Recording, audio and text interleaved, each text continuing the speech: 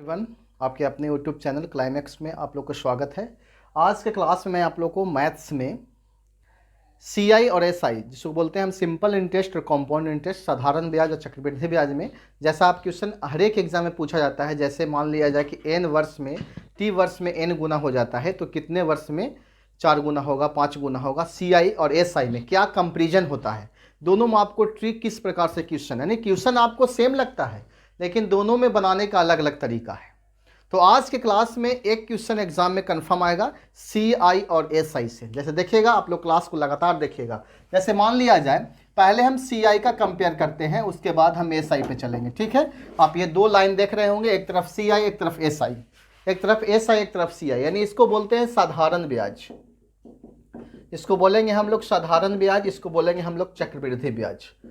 ठीक है, चक्रवृद्धि ब्याज यानी कंपाउंड इंटरेस्ट और साधारण इंटरेस्ट में किस प्रकार से होता है। अगर कोई धन टी वर्ष में एन गुना हो जाता है तो कितना वर्ष में एम गुना होगा। ठीक है, यानी अगर कोई धन टी वर्ष में एन गुना हो जाता है तो कितना वर्ष में एन गुना होगा। जस्ट यही क्वेश्चन, कोई धन टी वर्ष में एन गुना हो जाता है तो कितना वर्ष में एन के पावर एम गुना होगा। बताइए, दोनों में आप क्या अंतर समझ रहे हैं। दोनों में अंतर आपको यही है कि अगर n पूछेगा तो यहाँ n रहेगा, जैसे दुगुना रहेगा तो 8 गुना, 16 गुना, 64 गुना, इस प्रकार से। अगर तिगुना रहेगा तो तिगुना, 9 गुना, 27 गुना, इसी प्रकार से क्वेश्चन आपको एग्जाम में आते रहते हैं, तो कोई दिक्कत नहीं होगा। लेकिन इसका फार्मूला और इसका फार्मूला दोनों में कुछ ना कुछ अंतर होता है, और हम लोग देखिए किस प्रकार से इसको सोल्व करेंगे। ठीक है, अगर मान लिया जाए कितना वर्ष में एम गुना बोला जाता है तो एम में से आप 1 घटा दीजिए और एन में से 1 घटा दीजिए गुना टी।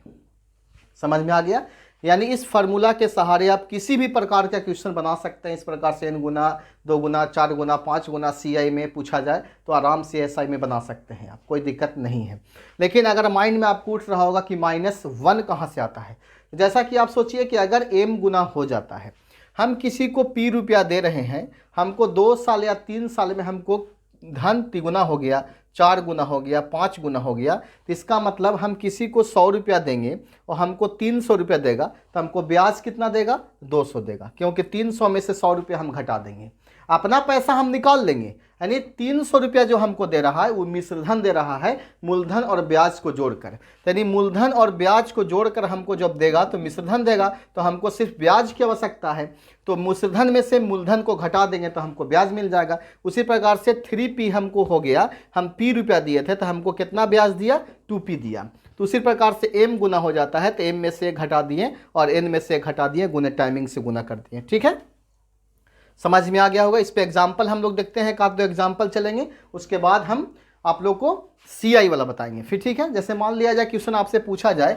कि अगर कोई धन 2 वर्ष में 3 गुना हो जाता है, ठीक है, तो कितना वर्ष में 9 गुना होगा, या कितना वर्ष में आपका हो सकता है 5 गुना होगा। ठीक है, 5 गुना होगा। 2 वर्ष में कोई धन 3 गुना हो जाता है तो कितना वर्ष में 5 गुना होगा। समझ में आ रहा है क्वेश्चन को। देखिए किस प्रकार से सोल्व करेंगे। m-1 तो 5 में से 1 घटा दीजिए, n-1 3 में से 1 घटा दीजिए और गुना 2 हो जाएगा। ठीक है, तो 5 में से 1 जाएगा तो आपका 4 हो जाएगा, और 3 में से 1 जाएगा तो 2 हो जाएगा, गुना 2, तो आपका कितना आंसर आएगा, 4 वर्ष।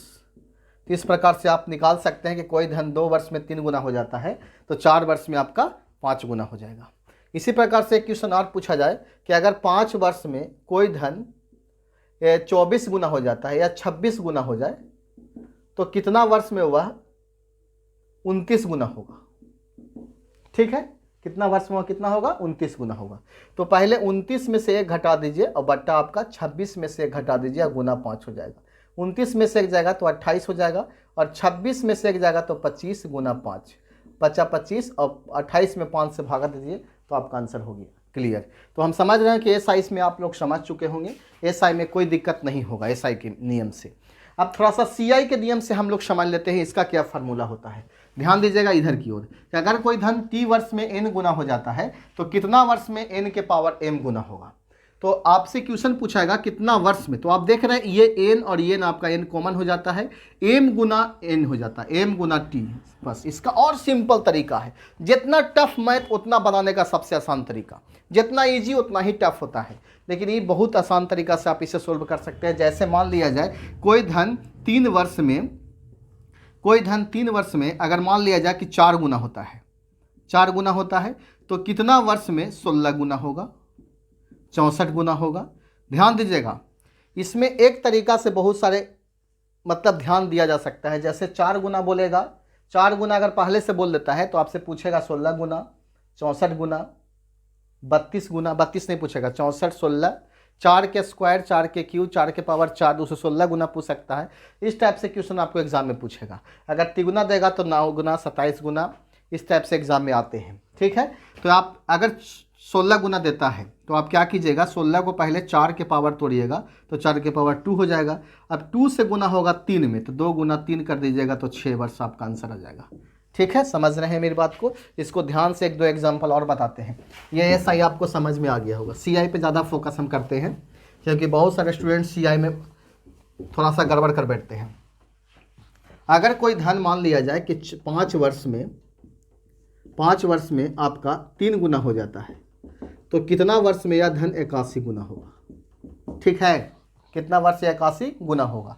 तो बताइए कि 3 के पावर कितना करे से आपको 81 होगा। 3 तिया 9, 9 तिया 27, 27 तिया 81, 3 के पावर 4, और ये 3 आपका कैंसिल हो जाएगा। 4 से गुना होगा 5 में, तो 5 गुना 4 बराबर हो जाएगा आपका 20 वर्ष।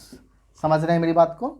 अगर कोई धन 3 वर्ष में 2 गुना हो जाता है तो कितना वर्ष में 16 गुना होगा, बताइए। तो 16 को पहले तोड़ेंगे 2 के पावर 4 में, तो 4 गुना 3 कर देंगे तो 3 गुना 4 बराबर हो जाएगा 12 वर्ष। तो इस प्रकार से आपको आंसर क्लियर होते चला जाएगा।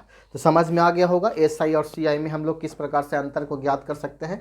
बहुत ही आसान तरीका से आप इसे बना सकते हैं एग्जाम में, किसी प्रकार का कोई दिक्कत नहीं होगा। मात्र 2 फार्मूला आप माइंड में रखिए, एसआई का अलग और सीआई का अलग। सीआई सबसे आसान है, सिर्फ आपको यही देखना है कि एन कॉमन होना चाहिए, और जो आपका 3 2 आ जाएगा डायरेक्ट टाइमिंग से गुना हो जाएगा, आपका आंसर आ जाएगा।